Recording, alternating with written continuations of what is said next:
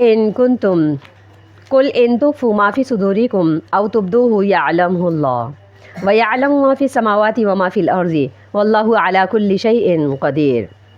قل اے نبی آپ کہہ دیجئے، ان تخفوا ما فی صدورکم، اگر تم چھپا لوگے جو کچھ تمہارے سینوں میں ہے، او تبدوہ، یا تم اسے ظاہر کرو گے، یعلمہ اللہ، اللہ اسے جانتا ہے، وَيَعْلَمُ مَا فِي السَّمَاوَاتِ وَمَا فِي الْأَرْضِ، اور وہ جانتا ہے جو بھی کچھ آسمانوں میں ہے اور جو زمین میں ہے، وَاللَّهُ عَلَى كُلِّ شَيْءٍ قدیر، اور اللہ تعالیٰ ہر چیز پر قادر ہے۔ قُلْ إِن تُخْفُوا مَا فِي صُدُورِكُمْ، اے نبی آپ مسلمانوں کو یہ بات ضرور بتا دیجئے کہ اگر تم اپنے سینوں کی باتوں کو، سینوں کے رازوں کو چھپا کر رکھو گے یا پھر تم انہیں ظاہر کر دو گے تو یعلمہ اللہ، اللہ جانتا ہے۔ اس آیت کے پیچھے سے کیا ریلیشن ہے؟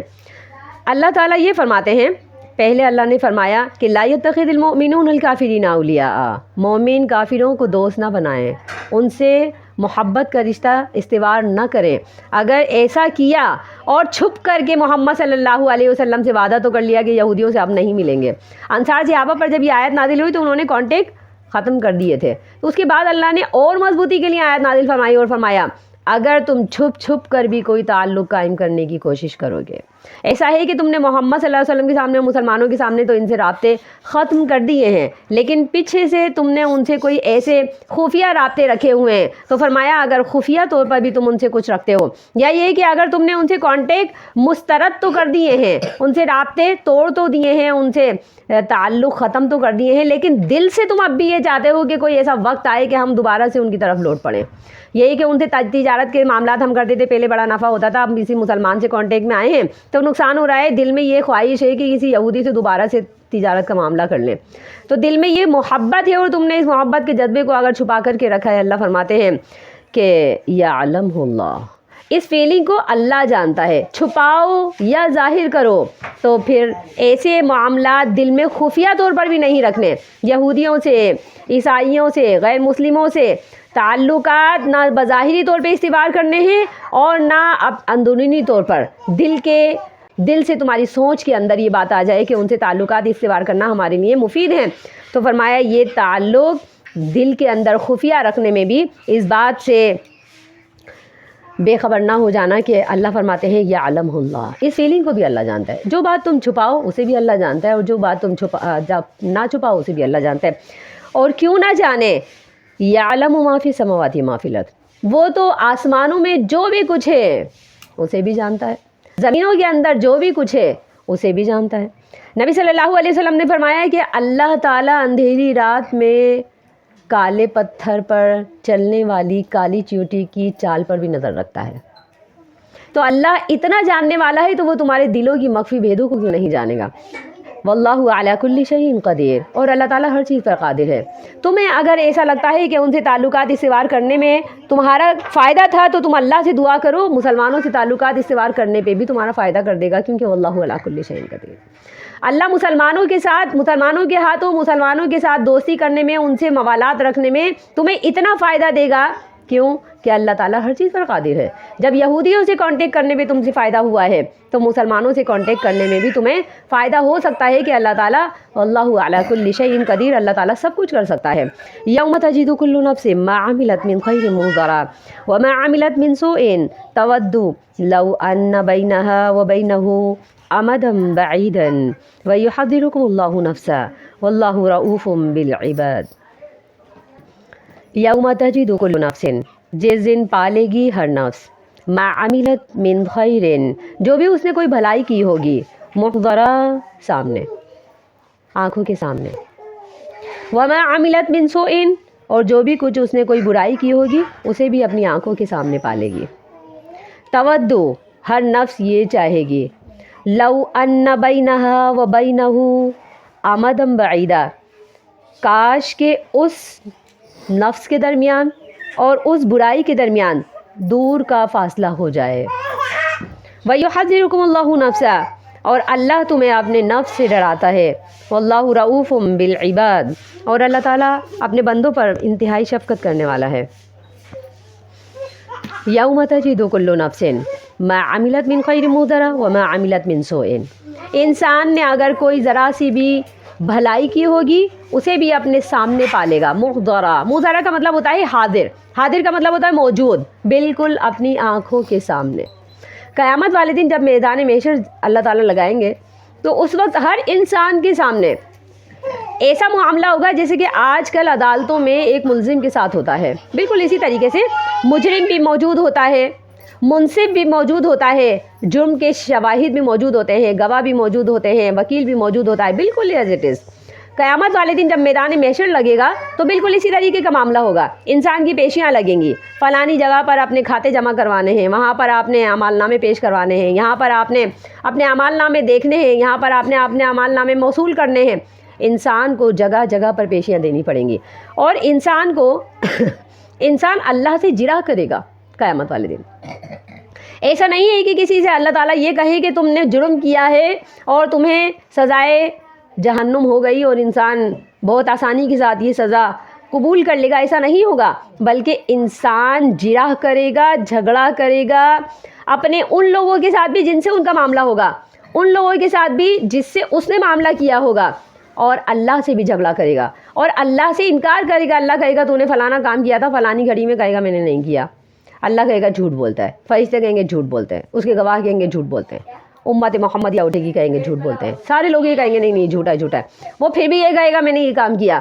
تو پھر اس کے سامنے اعمال نامے پیش کیے جائیں گے اور وہ اعمال نامے گواہوں کے ساتھ پیش کیے جائیں گے. اور گواہ کون ہوں گے؟ وہ کرامن کاتبین، جو انسان کے ساتھ شروع دن سے ہوتے ہیں اور اس وقت تک رہتے ہیں جب انسان کی موت واقع ہو جاتی ہے.